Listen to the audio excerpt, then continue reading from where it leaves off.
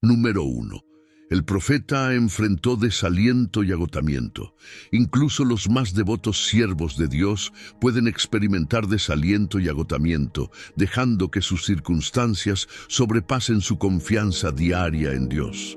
Elías, el profeta del reino del norte de Israel, había sido testigo y ejecutor de algunos de los milagros más notables registrados en la Biblia. Sin embargo, poco después cayó en depresión y terror. Jezabel había amenazado su vida. Primera Reyes 19:1-3. Ahab le contó a Jezabel todo lo que Elías había hecho y cómo había matado a todos los profetas de Baal con la espada. Entonces, Jezabel envió un mensajero a Elías diciendo que así le hagan los dioses, y aún más si al día siguiente no hago tu vida como la de uno de ellos. Elías tuvo miedo, se levantó y huyó por su vida hasta Beersheba, que pertenece a Judá, y dejó a su sirviente allí. Hoy profundizaremos en un tema que poca gente conoce. La Biblia es clara y detalla de manera única los mayores secretos de Elías, un hombre que cambió la historia de la humanidad y que todavía hoy tiene un gran impacto. Quédate hasta el final, porque el último hecho ha dejado a todos incrédulos. Aquí encontrarás videos todos los días, sin excepción. Nuestra misión como cristianos es llegar a la mayor cantidad de personas posible tomando la palabra de Dios y descubriendo todos los misterios y secretos más ocultos que pocas personas conocen. Comparte este video con tus seres queridos. Tú debes hacer tu parte. Leemos que Ahab le contó a Jezabel todo lo que Elías había hecho. La campeona de Baal y la adoración de ídolos en Israel estaba enormemente impactada por el informe. Jezabel tenía en alta estima a estos sacerdotes y los apoyaba con el tesoro real. Sin embargo, Elías los había aniquilado y ella ahora se enteraba de su muerte. Tras presenciar todo lo que Elías había logrado durante el gran enfrentamiento en el Monte Carmelo, la reacción de Jezabel estuvo lejos de lo esperado.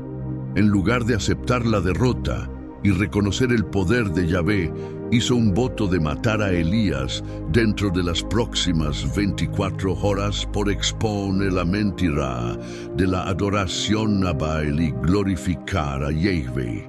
Su obstinación y rechazo a aceptar la verdad resaltan los peligros de la fe ciega y la importancia del pensamiento crítico. Parece que Elías tenía grandes esperanzas de que los eventos milagrosos en el Carmelo llevarían a la conversión de toda la corte e incluso del país. Sin embargo, parece que las cosas no salieron según lo planeado, dejándolo bastante desanimado. Leemos que, al ver eso, se levantó y huyó por su vida hasta Beersheba. Es difícil determinar si la situación fue resultado de una intervención divina o no. Aunque es evidente que Dios tuvo una mano en proteger a Elías, no está claro si la intención de Dios era salvaguardarlo en Jezreel o sacarlo del camino de Jezabel. No obstante, Elías viajó aproximadamente 80 millas al sur, hasta Beersheba, por su seguridad. Quizás Jezabel no quería realmente la muerte de Elías, sino desacreditarlo y a su Dios frente a los nuevos conversos al ejecutar a los profetas de Baal. Elías había logrado una victoria significativa, pero también lo hizo vulnerable a las maquinaciones de Jezabel. Elías sintió un bajón en el área donde era más fuerte, lo cual es donde la mayoría de los hombres fallan. En la Biblia, a menudo el hombre más sabio se demuestra ser el mayor tonto, justo como el hombre más manso, Moisés, quien habló palabras apresuradas y amargas.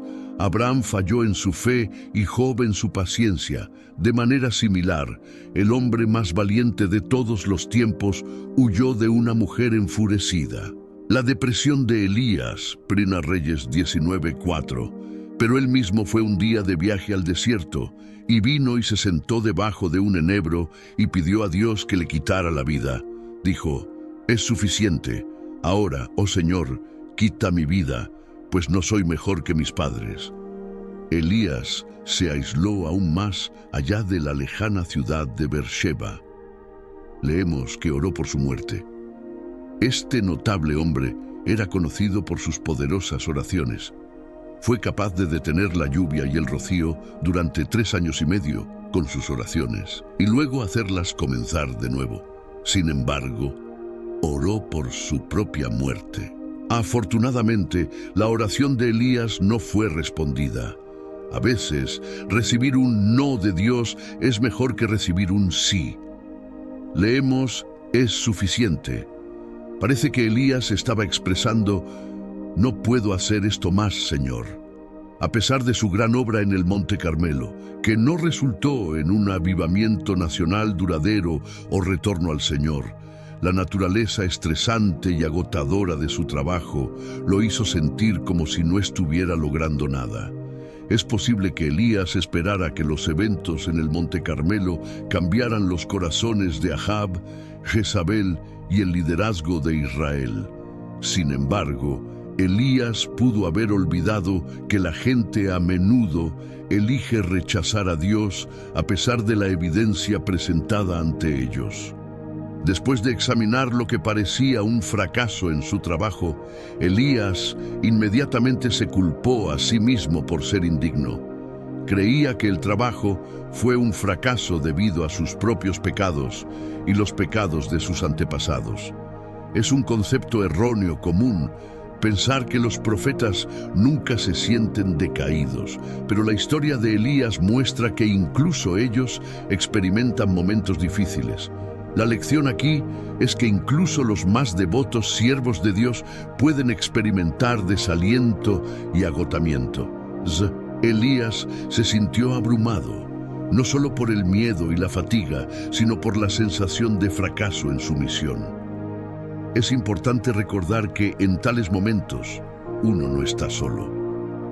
Dios intervino para Elías, proporcionándole tanto descanso físico como espiritual, y lo guió hacia su próximo paso en el ministerio.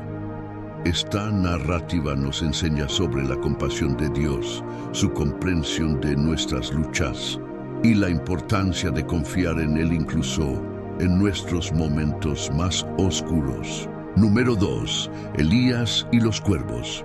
El profeta bíblico Elías fue enviado a entregar una profecía al malvado rey Acab y su esposa Jezabel. Dios había advertido que no habría rocío ni lluvia durante los próximos años. Abrumado por el mensaje de la sequía inminente, la prevalencia de la idolatría en Samaria, la ira del rey Acab y la conciencia de que no podría regresar a casa, Elías cayó al suelo completamente agotado. Entonces la palabra del Señor le llegó, diciendo, «Apártate de aquí, y dirígete hacia el este, y escóndete junto al arroyo de Querit, que desemboca en el Jordán. Y sucederá que beberás del arroyo, y he ordenado a los cuervos que te alimenten allí». Así que él fue e hizo conforme a la palabra del Señor, pues se quedó junto al arroyo de Querit, que fluye hacia el Jordán. Dios le enseñó a Elías la importancia de una vida privada y solitaria a través de una experiencia. Elías había ganado recientemente fama como opositor de Acab, y sus oraciones eran tan poderosas que podían provocar o detener la lluvia. Sin embargo, Dios instruyó a Elías a esconderse y pasar tiempo a solas con él, incluso en el pico de su popularidad. La palabra Querit proviene de una raíz hebrea antigua que significa cortar o apartar. Esto implica que Dios tuvo que eliminar ciertas cosas de la vida de Elías durante ese periodo. No debería sorprendernos cuando nuestro Padre Celestial nos dice que nos retiremos del ajetreo de la vida. Él puede pedirnos que encontremos consuelo en el Querit de una sala de enfermos, el Querit de sueños destrozados, el Querit de luto o algún otro lugar pacífico donde el caos del mundo se ha retirado. La escapada al arroyo Querit tenía como objetivo enseñar a Elías a depender del Señor durante un periodo de sequía. Tenía que confiar en que Dios mantendría el flujo del arroyo. Tenía que aceptar comida de los cuervos, que eran criaturas impuras. Leemos: He ordenado a los cuervos que te alimenten allí. En este texto hay un fuerte énfasis en la palabra Kerit. Dios prometió a Elías que sería alimentado por los cuervos mientras se quedara en Kerit. Aunque los cuervos podrían haberlo alimentado en cualquier lugar, Dios específicamente les dirigió a proveer para él en Kerit, a pesar del deseo potencial de Elías de estar en otro lugar predicando o participando en otras actividades. Dios quería que estuviera en Kerit y le aseguró que sus necesidades serían satisfechas. Leemos que los cuervos le traían pan y carne por la mañana, y pan y carne por la tarde, y bebía del arroyo. Elías, un profeta de la Biblia, fue alimentado por cuervos durante un tiempo de hambruna. Sin embargo, cada bocado de comida que recibió vino del pico de un animal impuro, lo que le enseñó a enfatizar el espíritu de la ley en lugar de la letra de la ley.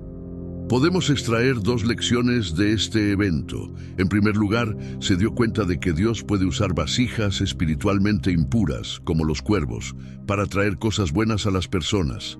En segundo lugar, aprendió que es posible llevar alimento espiritual a otros mientras se está espiritualmente impuro, tal como Dios proveyó maná a los israelitas en el desierto, proveyó para las necesidades de Elías. Los cuervos le trajeron comida 2 veces al día, suficiente solo para ese día.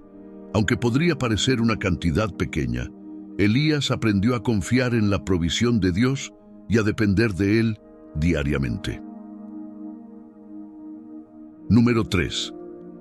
La mayor batalla del Antiguo Testamento, el enfrentamiento en el Monte Carmelo. Ahab, hijo de Omri, hizo lo malo ante los ojos del Señor, más que todos los reyes anteriores a él. Primero Reyes 16:30.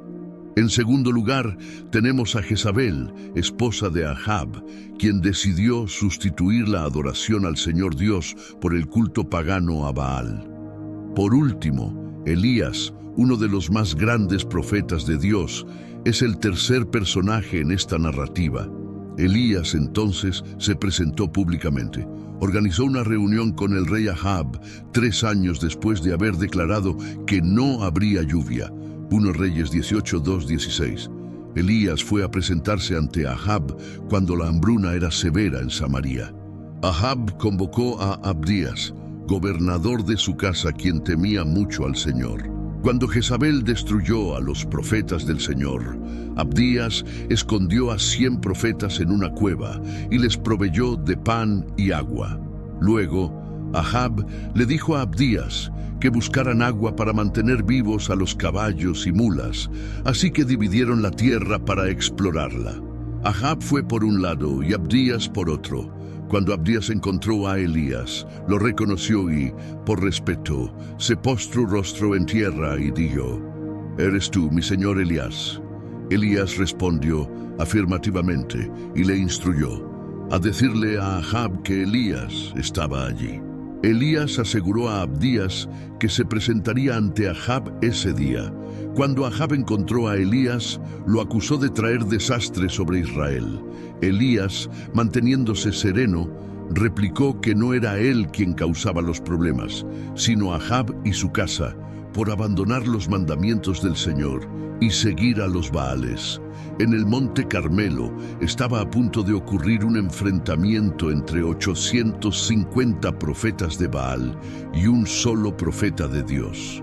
Elías desafió a los profetas de Baal a un duelo divino para demostrar quién era el verdadero Dios. Elías reconstruyó el altar del Señor que había sido derribado, usó 12 piedras representando las tribus de Israel y preparó el sacrificio.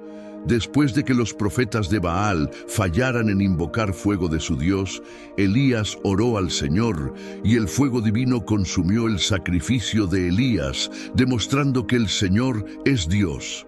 El pueblo de Israel reconoció la soberanía del Señor y los profetas de Baal fueron capturados y ejecutados por Elías. Después de este gran triunfo, Elías oró por lluvia y después de 7 intentos, una pequeña nube apareció señalando el fin de la sequía. Ahab regresó a Jezreel. Y la mano del Señor vino sobre Elías, dándole fuerza sobrenatural para correr delante del carro de Ahab hasta la entrada de Jezreel. Esta historia no solo muestra la fe y el coraje de Elías, sino también el poder y la fidelidad de Dios para con aquellos que le sirven fielmente. Nos recuerda la importancia de permanecer firmes en nuestra fe, tanto en la vida privada como pública, y demuestra que Dios es capaz de proveer milagrosamente y reivindicar a sus fieles servidores ante los ojos de los incrédulos. Número 4. Uno de los prodigios más asombrosos relatados en la Biblia lo protagonizó Elías, un profeta que vivió en el siglo IX a.C., durante los reinados de Acab y su hijo Ocosías en el reino del norte. A pesar de que no se le dedicó un libro específicamente, su historia ocupa una parte más extensa en el libro de los reyes que la de muchos monarcas. A pesar de las instrucciones precisas dadas a Israel de evitar la mezcla entre la adoración de deidades paganas y el culto al verdadero Dios, el rey Acab promovió entre los israelitas dicha práctica, sirviendo él mismo de mal ejemplo.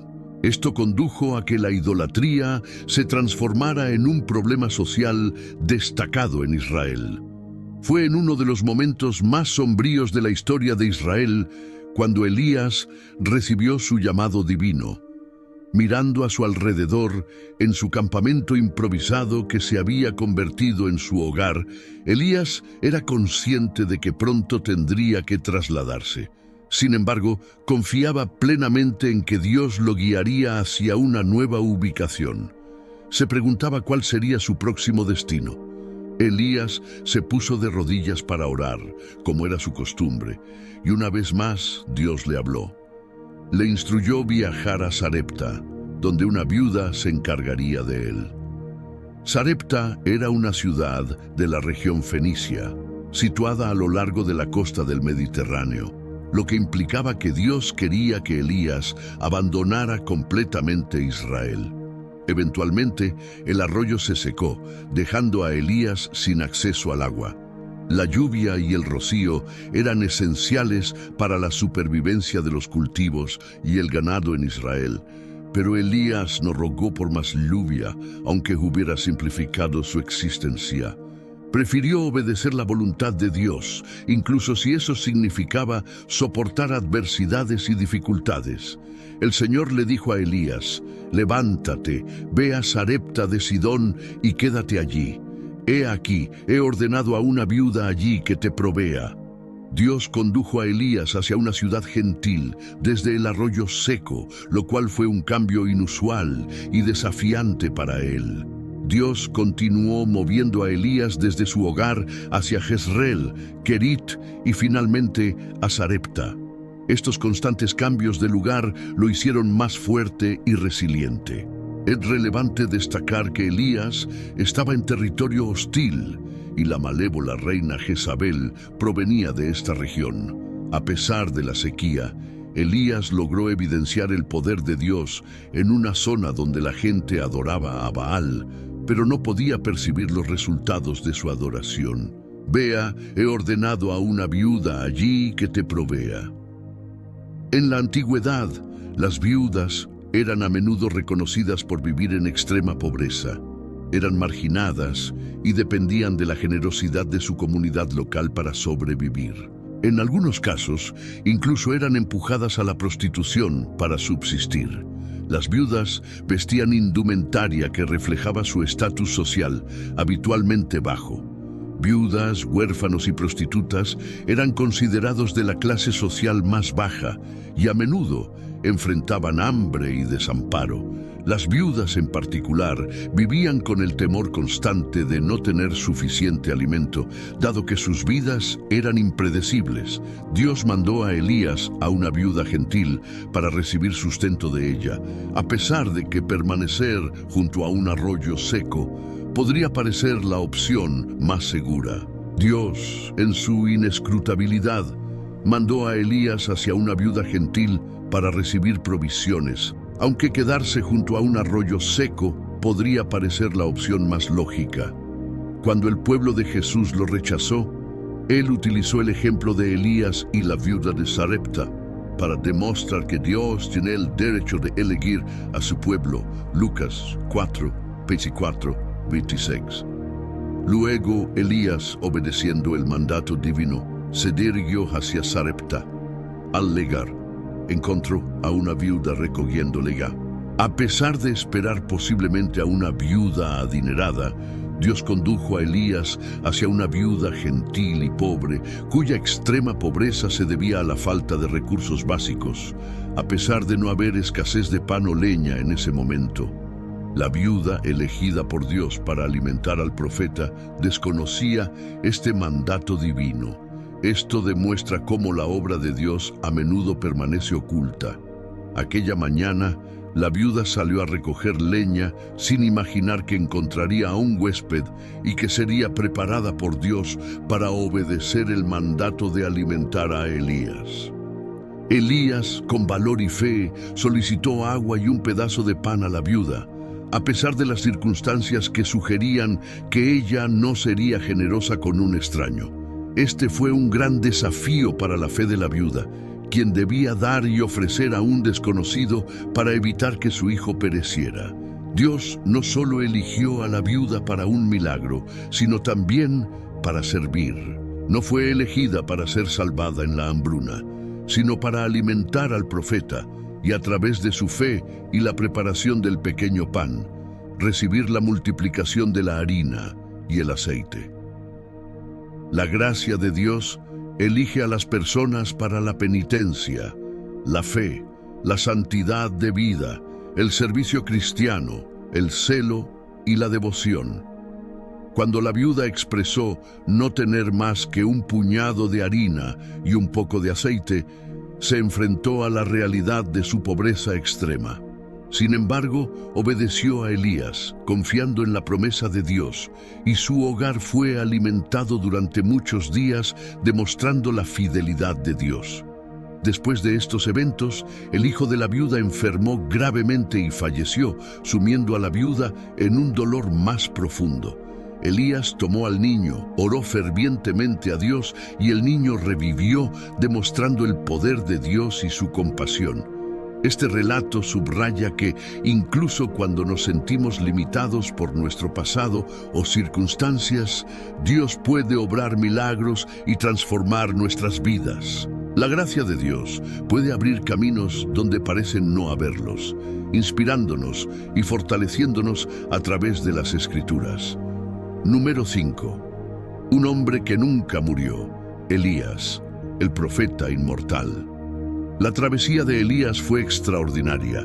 Emergió como el profeta escogido de Dios después de ser formado en Kerit y perfeccionado en Sarepta.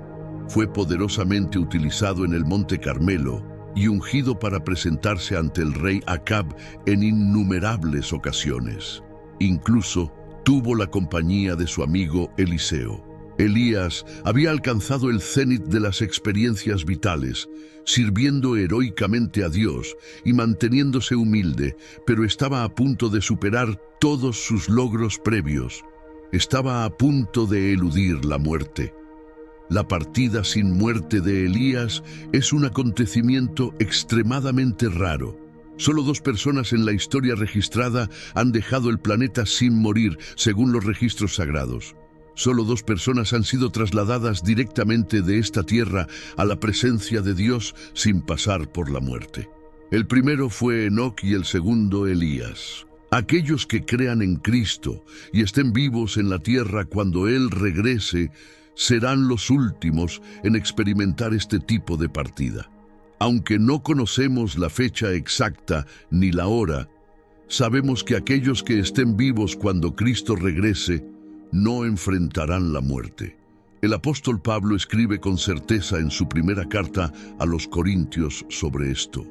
La historia de Elías es notable porque sabía que sería llevado al cielo sin morir, lo que lo convierte en un ejemplo apropiado de cómo deberíamos vivir en anticipación al regreso de Cristo. En su último día en la tierra, Elías fue llevado en un torbellino. La palabra hebrea utilizada también puede traducirse como en un momento ventoso. Fue un movimiento arrebatador que lo elevó y en ese instante desapareció de esta tierra para estar en la presencia de Dios. Dios ya le había revelado a Elías cómo sucedería esto, dónde y cuándo. Eliseo, su amigo cercano y el profeta más joven, lo acompañaba ese día. Gilgal fue el punto de partida para el último viaje de Elías. La siguiente parada fue Betel, un lugar de oración. Y finalmente Elías llegó al Jordán, que era un lugar de muerte, no solo la muerte física, sino también la muerte del yo. Allí, Elías recordó los días en que había entregado la fuerza de su propia carne y había muerto a sus propios deseos y planes. Su vida fue poderosa porque había alcanzado un punto en el que acogía la muerte de sus propios deseos, si eso significaba la manifestación de la gloria de Dios. Palabras de despedida. Eliseo dijo a Elías: «Vive el Señor, que no te dejaré». Al llegar al Jordán, su destino final terrenal, Elías había intentado distanciarse de Eliseo desde Gilgal, no para deshacerse de él, sino para probar a su cercano compañero y futuro sucesor. Advertía a Eliseo que tal vez no quisiera acompañarlo a Gilgal, Betel, Jericó y, ciertamente, no cruzar el Jordán. Sin embargo, Eliseo permaneció firme y se quedó al lado del anciano profeta. En el fútbol se usa una expresión para describir a un defensor que sigue de cerca a un receptor abierto mientras corre una ruta para atrapar un pase. El defensor se mantiene tan cerca del receptor que este último sacude la cabeza y murmura: «Ese tipo estaba en mi camiseta», es decir, estaba pegado a mí. Así era Eliseo con Elías, diciéndole: «Estoy en tu camiseta, amigo, no te desharás de mí, estoy aquí contigo todo el tiempo». Todos necesitamos algunos Eliseo en nuestras vidas. Nos dan valor y son, de hecho, una raza rara. Son nuestros queridos amigos, los que siempre están ahí para nosotros, dispuestos a escuchar y ayudarnos en los momentos difíciles. Nos apoyan cuando otros nos critican, oran con nosotros y ofrecen tanto ánimo como objetividad. Son las personas que permanecen en nuestro rincón y estamos agradecidos por su presencia en nuestras vidas. La escena cambia abruptamente cuando los dos hombres llegan al Jordán, preparándose para el evento milagroso. 50 hombres de los hijos de los profetas también fueron y se pararon a lo lejos para observar, y los dos se quedaron junto al Jordán. Elías tomó su manto, lo enrolló y golpeó las aguas, que se dividieron de un lado a otro, permitiendo que ambos cruzaran sobre tierra seca. Al haber cruzado, Elías le dijo a Eliseo: «Pide lo que quieras que haga por ti antes de ser llevado de tu lado». Eliseo respondió: «Por favor, déjame una doble porción de tu espíritu». Elías le dijo: «Has pedido algo difícil, sin embargo, si me ves cuando sea llevado de tu lado, te será concedido, pero si no, no será así». Esta historia en el río Jordán, donde las aguas se separaron permitiendo que Elías y Eliseo cruzaran en seco, recuerda siglos atrás, cuando el Mar Rojo se partió para Moisés y los hijos de Israel. Luego, Elías le pide a Eliseo su último deseo antes de dejar este mundo. Eliseo pide una doble porción del espíritu de Elías, buscando tener el doble de poder. Elías, sorprendido, concede la petición, diciéndole a Eliseo que su deseo se cumpliría solo si veía a Elías siendo llevado. Determinado, Eliseo no le quita la vista de encima a Elías, y poco después, Elías es llevado, dejando a Eliseo la doble porción de su espíritu. Este relato nos enseña que no debemos temer pedirle a Dios grandes cosas y tener una visión que supere nuestras limitaciones. Mientras continuaban hablando, de repente apareció un carro de fuego con caballos de fuego y separó a los dos. Y Elías subió al cielo en un torbellino. Este momento culminante demuestra la fe inquebrantable de Elías y la lealtad de Eliseo, quien, al recibir la doble porción del espíritu de Elías, está listo para continuar el legado de su maestro, enfrentando los desafíos con renovada fuerza y propósito. La partida de Elías es una poderosa recordación de la promesa divina y de cómo la fe y la dedicación pueden llevarnos a experiencias trascendentales, preparándonos para lo que Dios tiene preparado para aquellos que le siguen fielmente. Número 6. La transfiguración de Jesús se destaca como uno de los momentos más sublimes y misteriosos en los Evangelios. Un episodio que encapsula la fusión del cielo y la tierra, lo divino y lo humano. En este evento singular, Jesús de Nazaret, acompañado por 3 de sus discípulos más cercanos, se revela en un esplendor que trasciende la comprensión terrenal, ofreciendo un vislumbre de la gloria celestial. Este episodio no solo confirmó la divinidad de Jesús frente a sus seguidores, sino que también sirvió como un faro de esperanza y una promesa de lo que está por venir. La elección de Elías y Moisés para aparecer junto a Jesús en este momento crítico no es casual. Estos 2 grandes profetas representan la ley y los profetas del Antiguo Testamento, fundamentos sobre los cuales se construye el mensaje del Evangelio. Moisés, el gran legislador, y Elías, el profeta de fuego, dialogando con Jesús, simbolizan la continuidad y el cumplimiento de la promesa divina. Su presencia junto al Mesías glorificado es un poderoso testimonio de la misión de Jesús, como el cumplimiento de la ley y las profecías.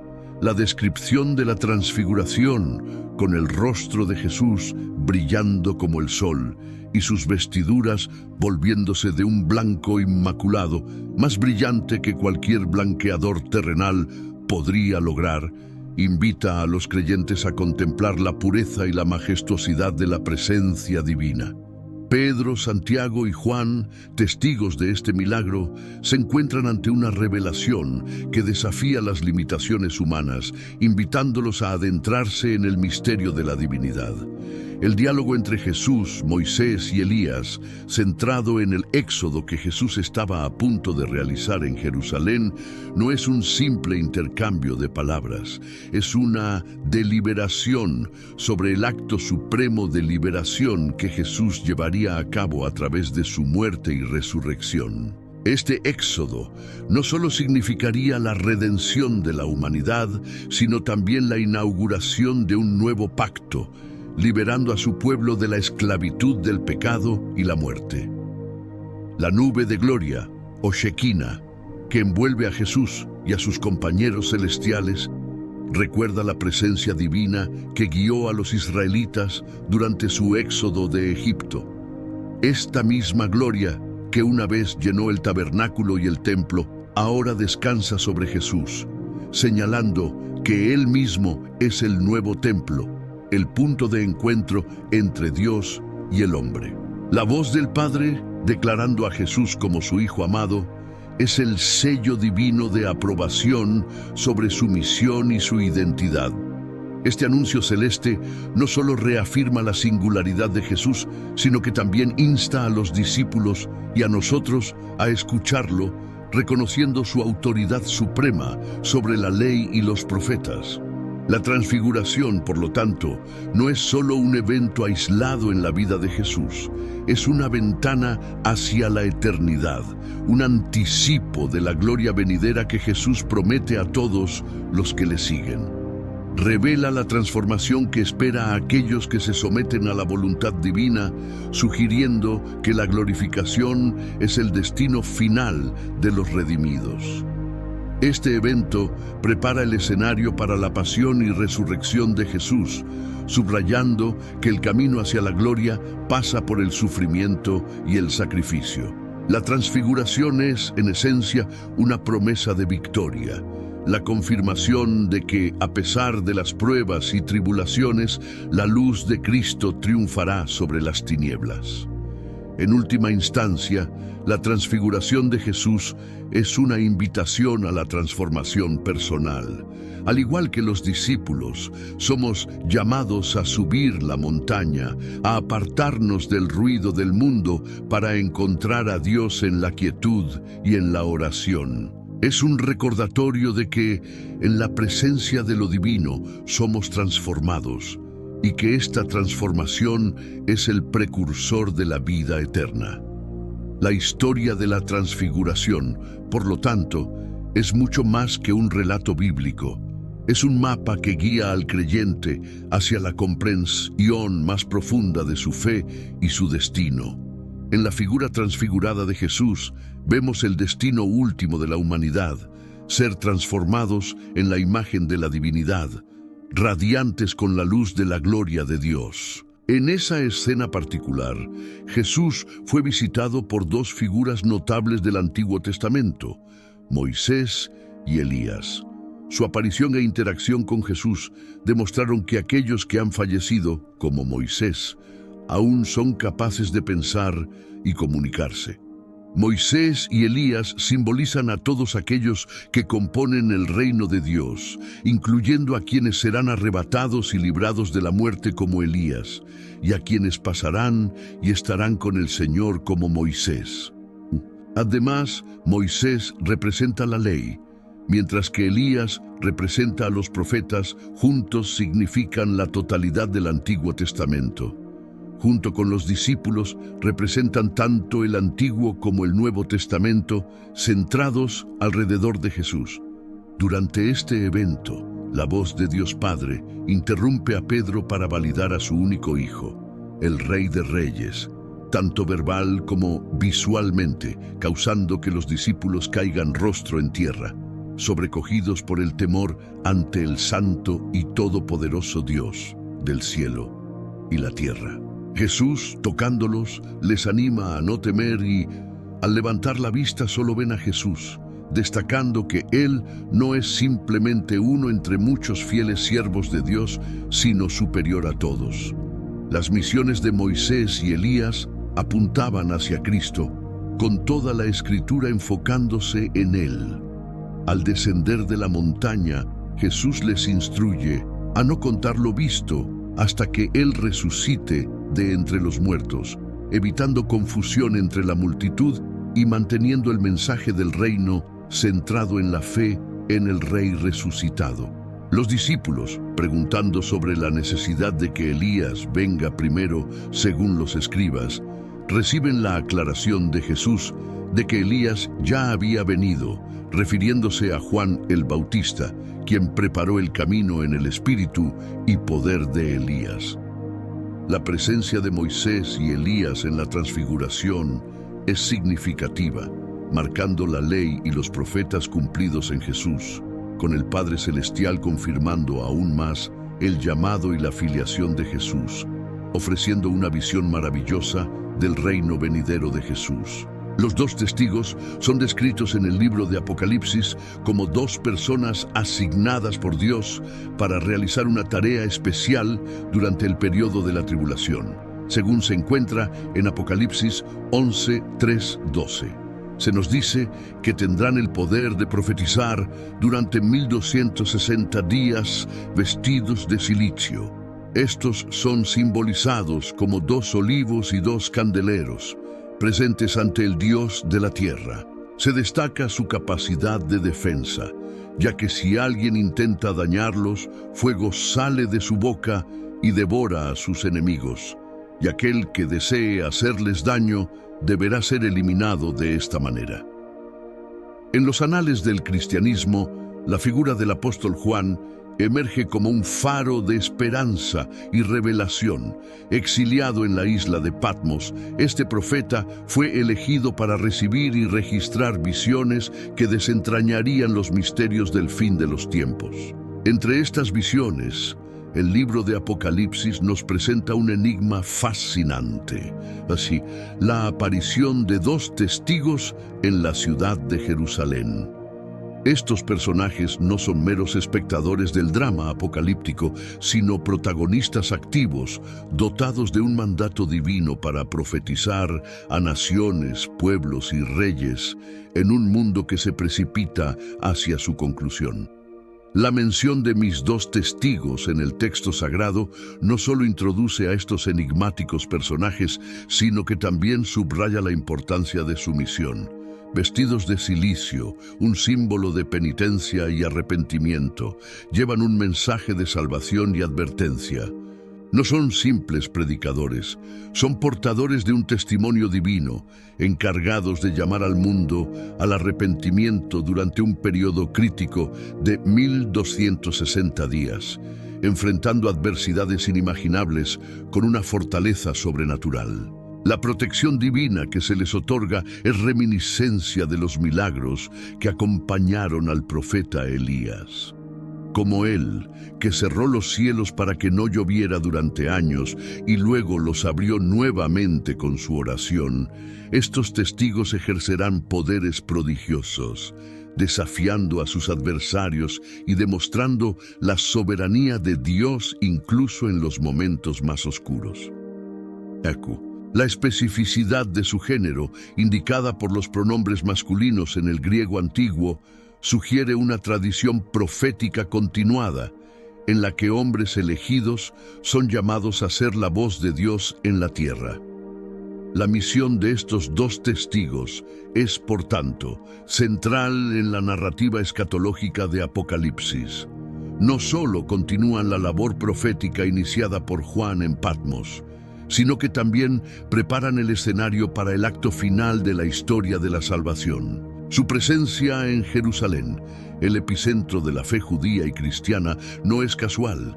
Es allí donde las líneas de la historia sagrada y la profecía se entrecruzan, donde el pasado y el futuro se encuentran en un punto de inflexión decisivo. Mientras el mundo observa, estos dos testigos ofrecerán el último llamado al arrepentimiento, un eco de las voces proféticas que resonaron a través de los siglos. Su ministerio, marcado por señales y maravillas, será un testimonio de la misericordia y la justicia divinas. Un recordatorio de que, incluso en la hora más oscura, la luz de la esperanza brilla para aquellos que se vuelven hacia Dios.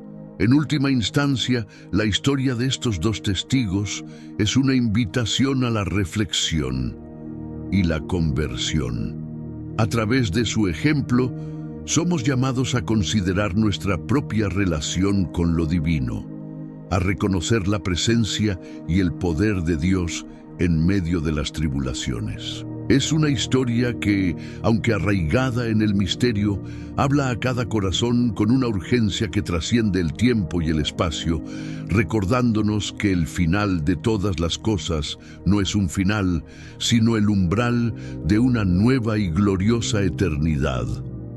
En el libro de Apocalipsis se resalta que los dos testigos tendrán poderes milagrosos que acompañarán su mensaje y nadie podrá detenerlos en su labor, según Apocalipsis 11:6. Estos poderes incluyen el control sobre los cielos para impedir la lluvia durante su profecía y la capacidad de convertir las aguas en sangre, así como de traer toda clase de plagas a la tierra tantas veces como quieran, demostrando así su autoridad divina y la seriedad de su mensaje. Estos poderes incluyen el control sobre los cielos para impedir la lluvia durante su profecía y la capacidad de convertir las aguas en sangre, así como de traer toda clase de plagas a la tierra tantas veces como quieran, demostrando así su autoridad divina y la seriedad de su mensaje. Estos poseen el poder de cerrar los cielos para que no llueva durante los días de su profecía, así como dominio sobre las aguas para convertirlas en sangre y azotar la tierra con toda clase de plagas cuantas veces lo deseen. Los dos testigos serán dotados de poderes milagrosos, pero serán asesinados una vez que concluyan su testimonio. El mundo impío se regocijará, permitiendo que los cuerpos de los profetas caídos yacían en las calles, como se describe en Apocalipsis 11:7-10. Al finalizar su testimonio, la bestia que emerge del abismo les hará guerra, los vencerá y los matará. Sus cuerpos yacerán en la calle de la gran ciudad, simbólicamente llamada Sodoma y Egipto, donde también fue crucificado nuestro Señor. Gente de diferentes pueblos, tribus, lenguas y naciones observará sus cuerpos por 3 días y medio sin permitir que sean sepultados. Los habitantes de la tierra celebrarán su muerte, alegrándose y enviándose regalos unos a otros, ya que estos dos profetas fueron una tormenta para los que vivían en la tierra. Sus cuerpos permanecerán expuestos en las calles por poco más de 3 días, mientras las masas, atormentadas en su conciencia por sus palabras, se regocijan y celebran su desaparición. Sin embargo, cuando ambos sean resucitados ante la vista de todos, el alivio se convertirá en terror. Su ascensión será precedida por una potente voz del cielo que dirá: «Suban aquí». La resurrección de los dos testigos demuestra que la tierra no era digna de ellos. Por lo tanto, Dios los llamó a ascender al cielo en una nube. Es evidente que, a lo largo de la historia, las masas han ignorado constantemente a los profetas de Dios. Existen 3 teorías principales sobre la identidad de los dos testigos en Apocalipsis. La primera teoría propone a Moisés y Elías, debido a las referencias específicas a los milagros que realizarían los testigos. Muchos creen que Moisés y Elías podrían ser los dos testigos, ya que Moisés presenció más milagros que Abraham, Isaac y Jacob juntos, con varios milagros sucediendo uno tras otro, mientras Dios intercedía por su pueblo. Los testigos tendrán el poder de convertir agua en sangre, replicando uno de los milagros más famosos de Moisés. Además, el hecho de que Moisés y Elías aparecieran con Jesús en la transfiguración refuerza esta teoría. Algunos consideran que Elías es uno de los testigos, debido a que su ministerio parece similar al de estos dos testigos, tal como se menciona en Santiago 5:17-18. Los testigos tendrán el poder de convertir agua en sangre, replicando uno de los milagros más famosos de Moisés. Además, el hecho de que Moisés y Elías aparecieran con Jesús en la transfiguración refuerza esta teoría. Algunos consideran que Elías es uno de los testigos, debido a que su ministerio parece similar al de estos dos testigos, tal como se menciona en Santiago 5:17-18. En el tapiz de la historia bíblica, figuras como Elías y Enoc destacan no solo por sus extraordinarias vidas, sino también por el misterio que rodea su destino final. Elías, conocido por su fe inquebrantable y sus milagros, desafió a los reyes y llamó fuego del cielo, marcando la tierra con la palabra de Dios. En un acto de profunda fe, oró para que no lloviera, y durante 3 años y medio los cielos se cerraron. Pero, con la misma fe, clamó por lluvia, y las aguas regresaron, testimonio del poder de la oración y de la divina providencia. Enoc, por otro lado, caminó con Dios de tal manera que fue llevado al cielo sin enfrentar la muerte. Su vida, envuelta en santidad y misterio, inspira una profunda conexión con lo divino, un recordatorio de la posibilidad de una perfecta comunión con el Creador. La segunda teoría, que involucra a estos dos personajes, sugiere una interpretación fascinante de la identidad de los dos testimonios mencionados en el Apocalipsis. Enoc y Elías, únicos en no haber experimentado la muerte de manera convencional, emergen como candidatos potenciales para estos roles proféticos. Esta idea está anclada en la excepcionalidad de sus destinos, uno llevado directamente al cielo y el otro llevado en un carro de fuego, desafiando la norma universal de la muerte humana. Hebreos 9:27 menciona que todos están destinados a morir una vez, pero Enoc y Elías parecen ser las excepciones notables, dando crédito a la teoría de que podrían regresar como los dos testigos para finalmente completar su ciclo terrenal con él, martirio. La expectativa del regreso de Moisés y Elías, basada en promesas bíblicas como la profecía de Malaquías sobre el regreso de Elías y la creencia en un profeta como Moisés, alimenta la imaginación y la esperanza. Estas figuras, aunque arraigadas en la antigüedad, hablan directamente a los corazones contemporáneos y prometen una intervención divina en los momentos finales de la historia. La contemplación de estas teorías no solo enriquece nuestra comprensión de los textos sagrados, sino que también nos inspira a reflexionar sobre la naturaleza de la fe, el destino y la intervención divina. Enoc y Elías, en sus singulares viajes, simbolizan la posibilidad de la trascendencia humana y la proximidad a lo divino, sirviendo de puentes entre el cielo y la tierra. Al reflexionar sobre las vidas de estos profetas y las teorías que rodean sus roles en los últimos tiempos, se nos invita a profundizar en nuestra propia fe.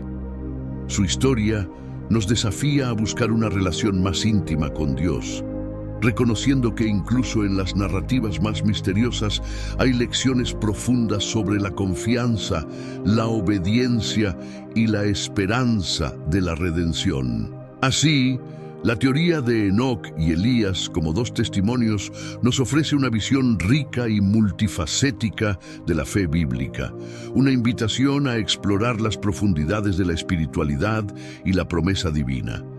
En sus historias encontramos no solo la marca de un pasado lejano, sino también la luz que ilumina el camino hacia el futuro, guiándonos a través de los desafíos e incertidumbres del presente con la promesa de una conclusión divina y redentora al viaje humano.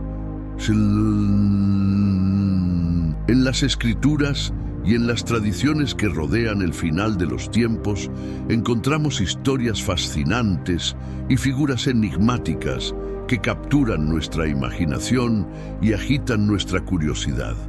Entre estas figuras, dos se destacan por sus historias únicas y su destino celestial: Enoc y Elías. Estos dos profetas, cada uno con su propio legado de fe y milagros, son a menudo mencionados como candidatos para un rol muy especial en el escenario del fin del mundo, los dos testigos descritos en el libro del Apocalipsis. Enoc, el caminante con Dios, cuya vida en la tierra terminó de manera extraordinaria, fue llevado al cielo sin experimentar la muerte. Este hombre, que vivió en una época de gran maldad, fue considerado tan justo a los ojos de Dios que fue trasladado a un plano celestial, dejando atrás el ciclo mortal de la vida y la muerte. Su historia, aunque breve en detalles, es rica en significado, sugiriendo que la comunión íntima con Dios puede llevar a un destino que trasciende la comprensión humana. Elías, por otro lado, es recordado por sus poderosos actos de fe y su confrontación directa con la idolatría y la injusticia en Israel. En un acto de fe y desafío, profetizó una sequía que asoló la tierra durante 3 años y medio, demostrando la soberanía del Dios de Israel sobre las fuerzas de la naturaleza y los dioses paganos. Finalmente, su partida de este mundo fue tan milagrosa como su vida.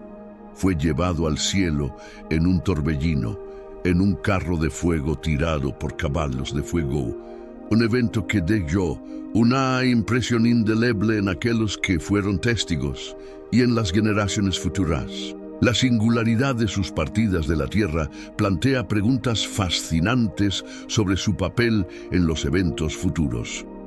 Hebreos 9:27 nos recuerda que está destinado a todos los hombres morir una vez.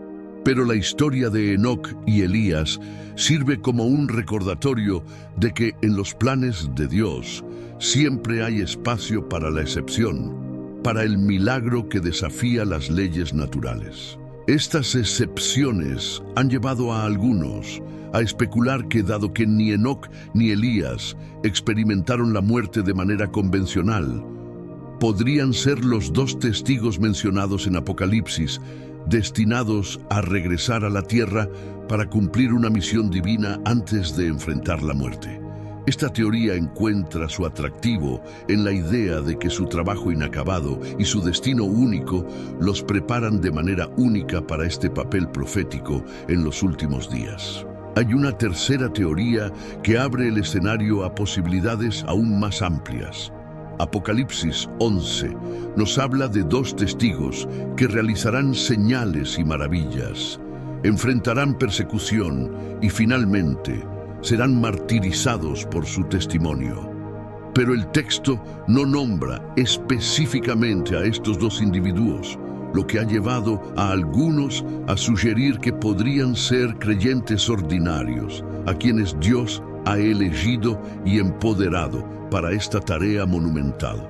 Esta perspectiva subraya la creencia de que Dios puede usar a cualquiera, sin importar cuán desconocido o común sea, para cumplir propósitos extraordinarios.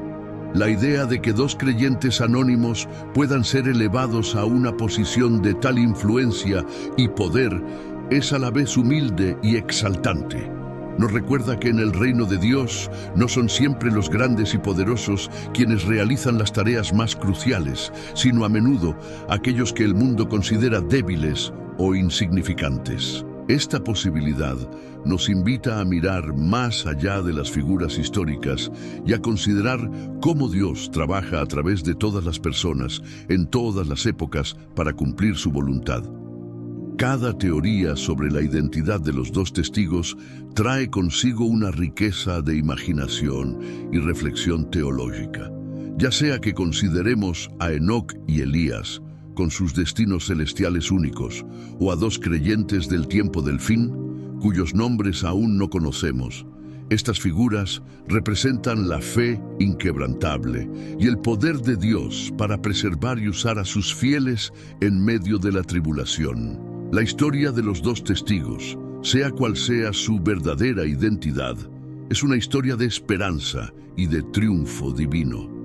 Nos recuerda que, incluso en los momentos más oscuros, Dios tiene un plan y que aquellos que se mantienen fieles a Él jugarán un papel crucial en la realización de ese plan. En un mundo lleno de incertidumbre y desafíos, la promesa de que Dios está en control y que Él equipará y sostendrá a sus testigos es un faro de luz que guía a los creyentes hacia el futuro. En resumen, todas las interpretaciones mencionadas son válidas y plausibles. Los cristianos no deben ser dogmáticos sobre la identidad de los dos testigos, ya que la Biblia no proporciona detalles concretos sobre su identidad. Lo importante es lo que hacen y lo que se les hace, no necesariamente quiénes son. Dios nunca olvida sus promesas, incluso cuando nosotros olvidamos su gran bondad. La valentía de enfrentarse a un Israel impío y cuestionar la piedad de cientos de falsos profetas, como hizo Elías, sigue siendo un ejemplo de verdadero liderazgo y fe en las verdades de Dios.